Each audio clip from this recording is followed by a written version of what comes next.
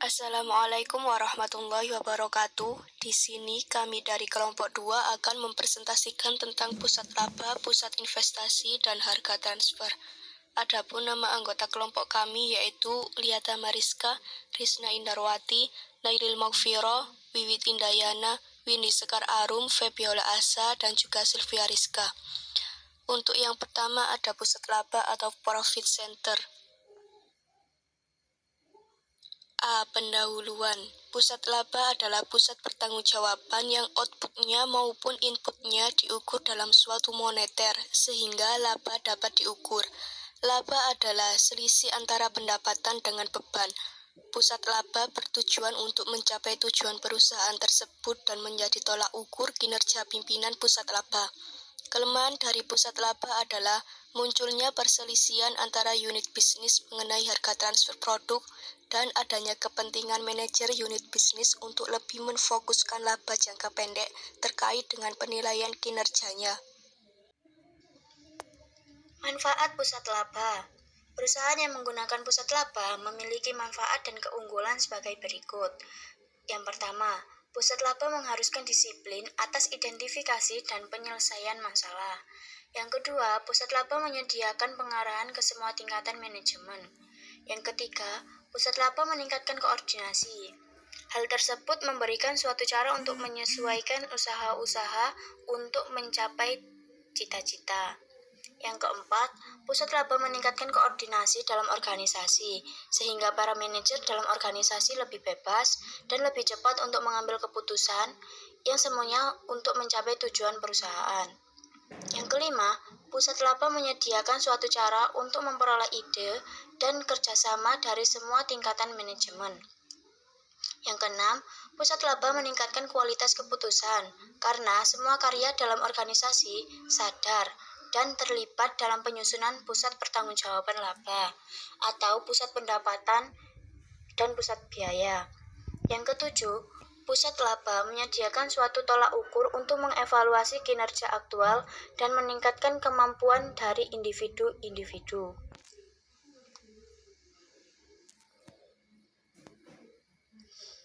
Keterbatasan pusat laba. Yang pertama, antara sesama unit bisnis atau divisi perusahaan yang semula bekerja sama menjadi saling bersaing untuk meningkatkan laba masing-masing divisinya. Yang kedua, pusat laba tidak menjamin bahwa perusahaan akan meningkatkan laba secara keseluruhan. Ketiga, pusat laba melibatkan pekerjaan tambahan sehingga memerlukan sumber daya yang lebih seperti waktu, tenaga, dan uang. Yang keempat, penggunaan laba secara berlebihan sebagai alat evaluasi dapat menyebabkan departemen dalam perusahaan tidak berfungsi sebagaimana mestinya. Yang kelima, pusat laba lazimnya melakukan penyusunan sehingga memerlukan banyak waktu. D. Pengukuran laba. Terdapat beberapa konsep yang dapat digunakan untuk mengukur laba suatu divisi, yaitu 1. Laba kontribusi adalah selisih antara harga jual per unit dan biaya variabel per unit, atau perbedaan antara jumlah penjualan dan jumlah biaya variabel. Laba kontribusi berfungsi untuk perencanaan laba jangka pendek. 2. Laba langsung unit bisnis atau divisi, dihitung dari pendapatan unit bisnis atau divisi dikurangi biaya langsung unit bisnis atau divisi, biaya total terkendali dan biaya total tak terkendali. Laba langsung unit bisnis atau divisi belum termasuk beban yang dipindah bukukan atau overbooking dari kantor pusat. 3. Laba terkendali unit bisnis atau divisi. Laba unit bisnis atau divisi dihitung dari pendapatan unit bisnis atau divisi dikurangi dengan semua biaya terkendali unit bisnis atau divisi, biaya tetap terkendali dan biaya variabel terkendali, termasuk biaya terkendali dari kantor pusat. Kelemahan dari laba terkendali unit bisnis atau divisi adalah tidak memasukkan biaya yang tidak dapat dikendalikan, sehingga laba terkendali unit bisnis unit ini tidak dapat langsung diperbandingkan dengan laba dari perusahaan lain pada industri yang sama. 4. Laba bersih sebelum pajak unit bisnis atau divisi, yaitu dihitung dari pendapatan unit bisnis atau divisi dikurangi biaya langsung unit bisnis atau divisi, alokasi biaya kantor pusat tetapi belum diperhitungkan pajak penghasilan dari unit bisnis atau divisi. Dan yang kelima, laba bersih setelah pajak unit bisnis atau divisi, dihitung dari pendapatan unit bisnis atau divisi dikurangi biaya langsung unit bisnis atau divisi, alokasi kantor pusat, dan pajak penghasilan unit bisnis atau divisi. Pusat investasi atau investment center. Selanjutnya yaitu pusat investasi. Pusat investasi merupakan pusat pertanggungjawaban berdasarkan tingkat laba yang dihasilkan, dikaitkan dengan besarnya investasi yang ditanamkan. Penilaian pusat investasi sama dengan penilaian pusat laba, namun perbedaannya adalah ditambah dengan analisis terhadap penempatan investasi dan hasil yang dicapai. Investasi diukur berdasarkan penciptaan laba yang dicapai oleh unit bisnis atau divisi sebagai berikut. Yang pertama, investasi diukur berdasarkan jumlah aktiva. Yang kedua, diukur berdasarkan jumlah utang dan modal. Dan yang ketiga, investasi diukur berdasarkan jumlah modal sendiri.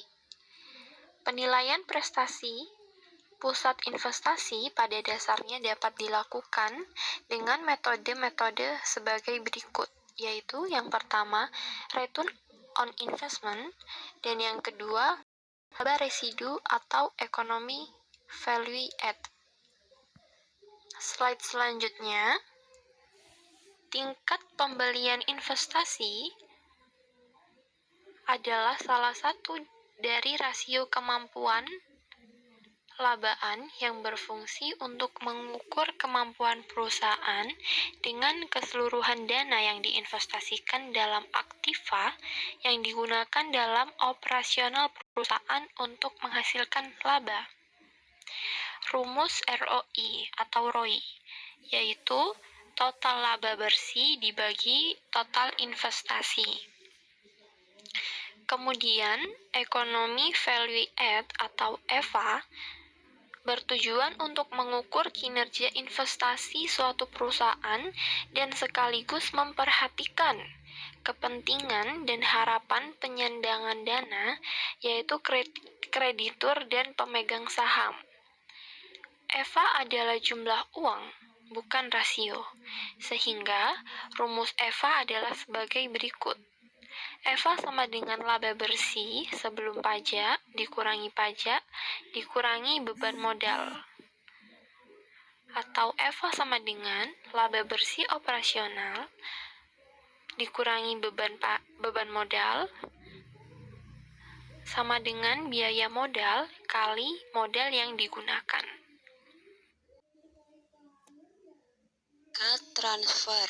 Harga transfer adalah jumlah nilai uang untuk setiap transfer produk, baik barang maupun jasa, dari pusat pertanggungjawaban yang satu kepada pusat pertanggungjawaban yang lain atau sebaliknya yang berperan sebagai salah satu alat untuk menciptakan mekanisme integritas sehingga dapat berinteraksi dalam mencapai tujuan perusahaan.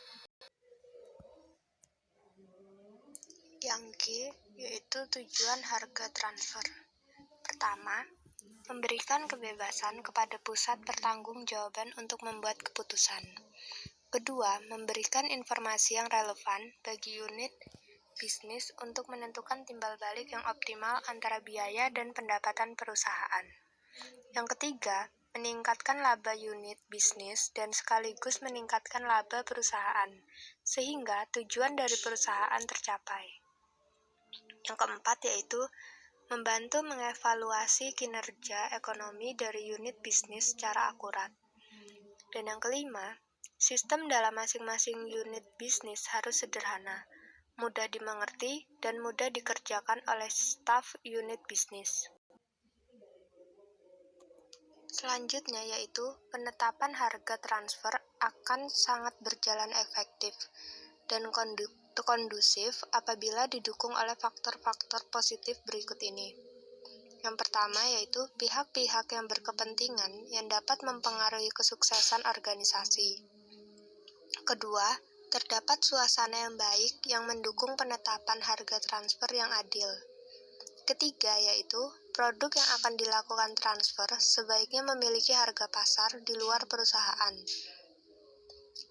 Yang keempat, terdapat kebebasan dalam menentukan sumber perolehan barang atau jasa. Yang kelima yaitu pihak-pihak yang tidak berkepentingan memiliki informasi yang lengkap dalam mengambil keputusan.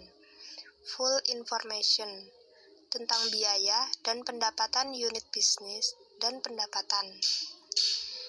Yang keenam yaitu unit bisnis atau divisi memiliki proses negosiasi. H. Keterbatasan dalam penentuan sumber atau constraints on sourcing. 1. Keterbatasan penyediaan barang atau jasa di luar perusahaan atau limited markets. 2. Terdapat kelebihan atau keterbatasan kapasitas dalam perusahaan atau excess or shortage of industry capacity. I. Penentuan harga transfer. Harga transfer sebaiknya ditentukan sama dengan harga yang dijual kepada konsumen luar, bukan dari satu grup perusahaan, atau dibeli dari pemasok luar, bukan dari satu grup perusahaan. Metode penentuan harga transfer ini ditentukan berdasarkan yang pertama harga pasar, kedua harga transfer ditentukan berdasarkan harga pokok, dan yang ketiga harga transfer ditentukan berdasarkan hasil negosiasi. Demikian presentasi dari kelompok kami. Apabila ada kekurangan atau salah dalam berkata, mohon dimaafkan. Wassalamualaikum warahmatullahi wabarakatuh.